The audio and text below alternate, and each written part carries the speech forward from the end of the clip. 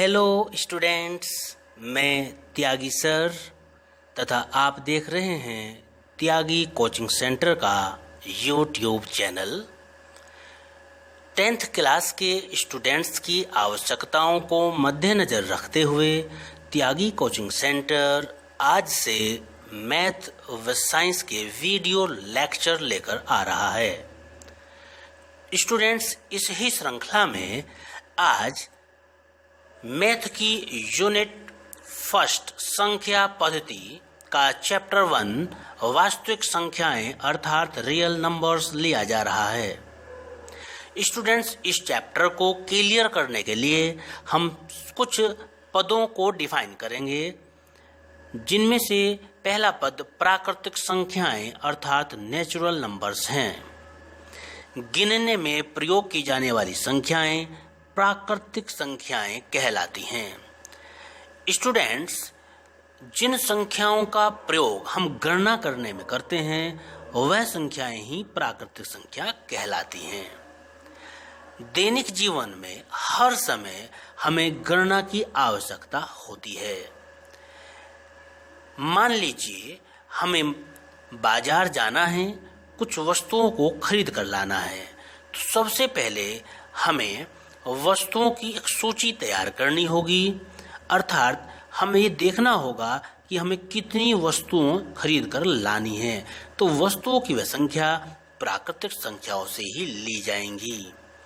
इसके अतिरिक्त यदि स्टूडेंट्स आपसे पूछा जाए कि आपकी क्लास में कितने स्टूडेंट्स हैं, तो स्टूडेंट्स की वह संख्या भी प्राकृतिक संख्या से ली जाएंगी।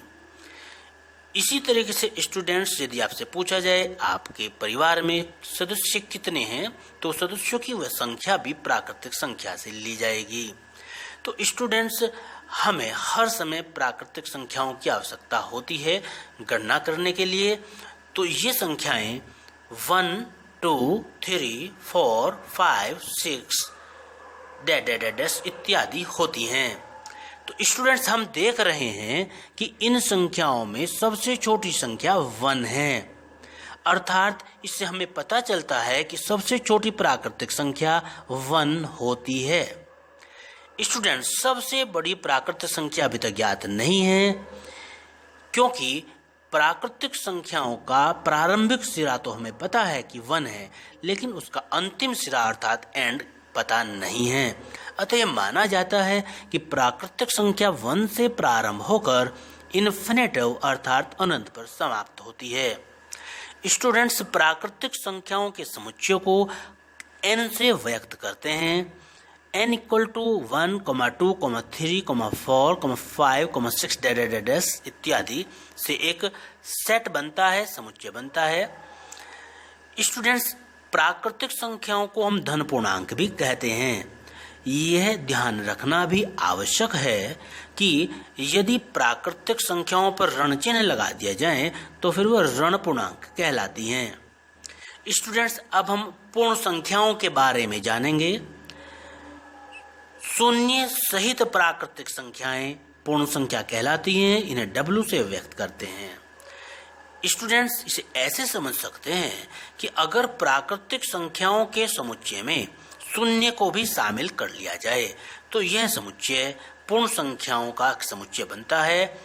यह संख्याएं पूर्ण संख्याएं कहलाती हैं। स्टूडेंट्स, अब हम पूर्णांक के बारे में जानेंगे। ऋणात्मक पूर्णांक, शून्य तथा धनात्मक पूर्णांकों का समुच्चय पूर्णांक कहलाता है तथा इसे Z से प्रदर्शित करते हैं। अतः पूर्णांक का तात्पर्य है एक ऐसा समुच्चय जिसमें शून्य के साथ साथ धन पूर्णांक व ऋण पूर्णांक भी उपस्थित हों, पूर्णांक कहलाता है। स्टूडेंट्स, अब हम 10th क्लास का फर्स्ट टॉपिक लेने जा रहे हैं जो बहुत ही इम्पोर्टेंट है। यह टॉपिक है यूक्लिड विभाजन प्रमेय का। स्टूडेंट्स, इसके अकॉर्डिंग किन्हीं दो धन पूर्णांकों a व b के लिए दो पूर्ण संख्याएं r व q इस प्रकार होती हैं कि a = bq + r, जहां r > 0 b होता है। यहाँ a भाज्य है अर्थात वह संख्या है जिसे हमें भाग करना होता है। बी भाजक है अर्थात वह संख्या है जिससे हमें भाग करना होता है। क्यू भागफल है अर्थात वह संख्या जो परिणाम के रूप में, रिजल्ट के रूप में हमें प्राप्त हुई। आर शेषफल है अथवा वह संख्या जो हमें शेष के रूप में प्राप्त हुई। तो यूक्लिड विभाजन प्रमेय को हम इस फॉर्म में भी लिख सकते हैं, अर्थात भाज्य इक्वल टू भाजक गुणा भागफल प्लस शेषफल। स्टूडेंट्स इसे एक एग्जाम्पल से समझते हैं। अगर हमें 11 को डिवाइड करना है 4 से, तो 4 टू जा 8 और सब्ट्रैक्ट करेंगे 11 से 8 को तो 3 आएगा। तो स्टूडेंट्स हम पाते हैं कि हमने 11 को डिवाइड किया था तो 11 यहाँ भाज्य हुआ, इसलिए इसे a से प्रदर्शित किया तो यहाँ a इक्वल टू 11 हमने लिया। यहाँ हमने 4 से भाग किया था तो 4 भाजक हुआ, तो हमने यहाँ पर b इक्वल टू 4 लिया। भागफल के रूप में हमने यहाँ 2 प्राप्त किया तो इसलिए q इक्वल टू हमने 2 लिया। शेषफल के रूप में हमने 3 प्राप्त किया तो हमने शेषफल r इक्वल टू 3 लिया। स्टूडेंट्स अब हम यूक्लिड विभाजन प्रमेय का लगाते हैं, a equal to b q plus r, और जो मान हमने अभी प्राप्त किए वो इसमें रख लेते हैं। तो स्टूडेंट्स हम यहाँ पाते हैं कि 4 टू जा 8 प्लस 3 इक्वल टू 11 आता है, परंतु यहाँ r की वैल्यू 3 है अर्थात शेषफल 3 है जो कि शून्य नहीं है। स्टूडेंट्स अब हम यूक्लिड विभाजन एल्गोरिथम पर आते हैं। स्टूडेंट्स इस एल्गोरिथम के द्वारा किन्हीं दो धनात्मक पूर्णांकों a और b का महत्तम समापवर्तक अर्थात HCF, जिसे हम हाईएस्ट कॉमन फैक्टर कहते हैं, ज्ञात किया जाता है। तो स्टूडेंट्स में कह सकते हैं कि यूक्लिड विभाजन एल्गोरिथम दी गई दो संख्याओं का में से ज्ञात करने की एक विधि है, जिसके लिए कुछ पद अर्थात चरण होते हैं जो निम्न है। स्टूडेंट्स जो दो संख्याएं हमें दी जाती हैं उनमें से बड़ी संख्या को हम a और छोटी को b मान करके चलते हैं तथा b से a को भाग देते हैं और भागफल q व शेषफल r प्राप्त करते हैं। इसके बाद हम यूक्लिड विभाजन प्रमेय का लगाते हैं, a equal to b q plus r. चरण 2 में हम ये देखते हैं कि यदि शेषफल r हमें 0 प्राप्त हुआ है तो विभाजन प्रक्रिया को हम यहीं रोक देते हैं और दी गई दो संख्या a और b का जो में से होगा अर्थात HCF होगा, वह दी गई दो संख्या में जो छोटी संख्या थी जिसे हमने b माना था होगा। परंतु अगर शेषफल 0 नहीं आता अर्थात r is not equal to 0, तो अब विभाजन प्रमेय का पुनः प्रयोग करना होता है। तो स्टूडेंट्स अब यहाँ ये समस्या आती है कि हम a व b किन संख्याओं को लें। प्रारंभ में तो जो दो संख्या में दी गई थी उनमें से बड़ी संख्या को हमने a और छोटी को b लिया था।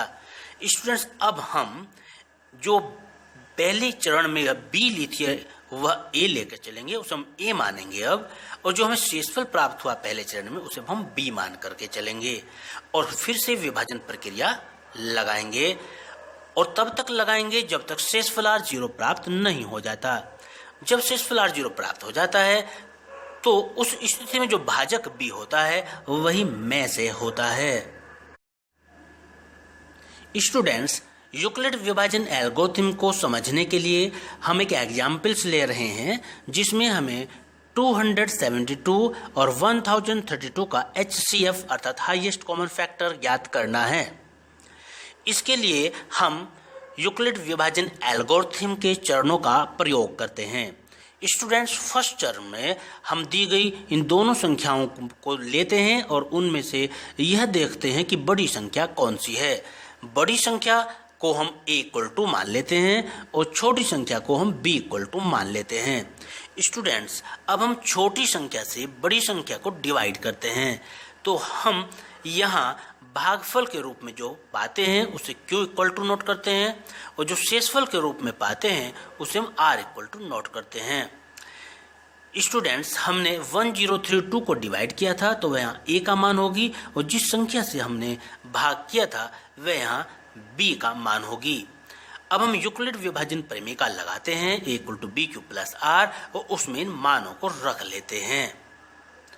स्टूडेंट्स चरण 2 पर आते हैं तो हम ये पाते हैं कि हमने शेषफल के रूप में यहाँ 216 प्राप्त किया था जो कि 0 नहीं है, अर्थात शेषफल r is not equal to 0 है। तो अब विभाजन प्रक्रिया को आगे बढ़ाना होगा। तो स्टूडेंट्स अब हम a इक्वल टू क्या माने, a इक्वल टू पहले चरण में जो b की वैल्यू होती है, जैसे यहाँ 272 है तो a इक्वल टू वह वैल्यू को माना जाएगा, और b इक्वल टू जो अभी पहले चरण में हमने शेषफल प्राप्त किया है r इक्वल टू 216 उसे b माना जाएगा। और पुनः विभाजन प्रक्रिया लगाएंगे, 216 से 272 को भाग देंगे। तो स्टूडेंट्स यहाँ पर हमने भागफल के रूप में 1 प्राप्त किया है तो q इक्वल टू 1 होगा, शेषफल के रूप में 56 प्राप्त किया है तो r इक्वल टू 56 होगा। स्टूडेंट्स एक बार फिर से यूक्लिड विभाजन परिमेय लगाते हैं, a equal to b q plus r, तथा यहाँ पर a व b के मान रखते हैं, साथ में q व r के मान भी रखते हैं। और चरण 3 पर आते हैं। स्टूडेंट्स हम ये पाते हैं कि चरण 2 में जो हमने शेषफल 56 प्राप्त किया था वह 0 नहीं है, अर्थात r is not equal to 0। तो स्टूडेंट्स अब हमें विभाजन प्रक्रिया को पुनः आगे बढ़ाना होगा। अब a की वैल्यू जो पहले चरण में b की वैल्यू थी 216 ली जाएगी, और b की वैल्यू के रूप में जो पहले स्टेप में पहले चरण में शेषफल था 56 वह लिया जाएगा, और पुनः विभाजन प्रक्रिया लगाई जाएगी। 56 से 216 को डिवाइड करेंगे तो स्टूडेंट्स हम भागफल के रूप में q इक्वल टू 3 और शेषफल के रूप में r इक्वल टू 48 पाते हैं। स्टूडेंट्स अब पुनः यूक्लिड विभाजन परिमेय लगाएंगे, a equal to b q plus r, और यहाँ वैल्यू को रख लेंगे। इसके बाद स्टेप 4 पर आएंगे। स्टूडेंट्स हम देखते हैं कि शेषफल के रूप में हमें 48 प्राप्त हुआ है जो कि 0 नहीं है, अर्थात r is not equal to 0। तो हमें विभाजन प्रक्रिया को एक बार फिर लगाना होगा। स्टूडेंट्स यहाँ समस्या ये है कि a व b का मान क्या लें, तो ये पहले की बात ही यहाँ पर a का जो मान लेंगे, इससे पहले चरण में जो b होता है वह a के मान के रूप में लिखा जाता है, तो तब b के मान में जो पहले चरण में r यानी शेषफल था वह b के मान में लिखा जाता है, और फिर b से a को भाग किया जाता है। तो यहाँ से 48 को 56 से डिवाइड करने पर हमें 1 भागफल और 8 शेषफल के रूप में प्राप्त होता है। अब हम पुनः यूक्लिड विभाजन परिमेय लगाते हैं और उसमें मान रख लेते हैं। स्टूडेंट्स अब चरण 5 पर आते हैं। चरण 4 में हमने शेषफल 8 प्राप्त किया जो 0 नहीं है, अर्थात r is not equal to 0। तो स्टूडेंट्स एक बार फिर विभाजन प्रक्रिया लागू करनी होगी। 8 से हमने 48 को डिवाइड किया तो ये 6 बार डिवाइड हो गया। तो स्टूडेंट्स भागफल के रूप में q इक्वल टू 6 और शेषफल के रूप में r इक्वल टू 0 प्राप्त हुआ। यूक्लिड विभाजन परिमेय लिखकर हमने उसमें मान रख लिया। लेकिन स्टूडेंट्स हम ये देखते हैं कि इस बार हमें शेषफल के रूप में r इक्वल टू 0 प्राप्त हुआ। तो स्टूडेंट्स हमने एल्गोरिथम में पढ़ा था कि जब शेषफल 0 आ जाता है तो हम विभाजन प्रक्रिया को वहीं रोक देते हैं, अतः हमारी विभाजन प्रक्रिया समाप्त होती है। स्टूडेंट्स एल्गोरिथम में यह भी बताया गया था कि जब शेषफल 0 आता है तो उस चरण में जो b की वैल्यू होती है वही दी गई दो संख्याओं का में से होती है। तो यहाँ पर दी गई दो संख्याओं 272 व 1032 का में से, अर्थात महत्तम समापवर्तक 8 होगा।